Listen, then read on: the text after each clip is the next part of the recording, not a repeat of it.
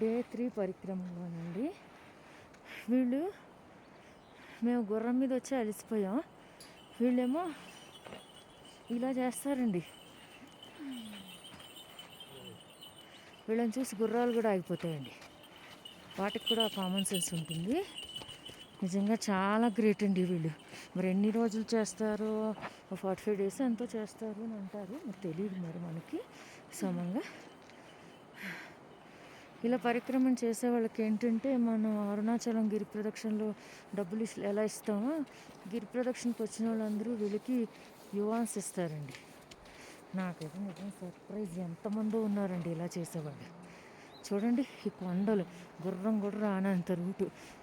Day 3లో కూడా నడవాల్సిందేనండి ఎవడైనా.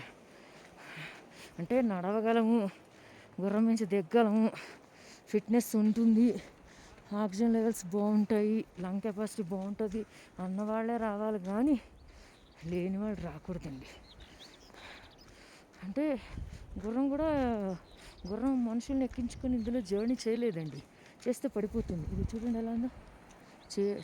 Video తీస్తున్నాను కానీ చేతులు కొంకలు తిరిగిపోతున్నాయి. ఇదో ఇలా ఉంటుంది.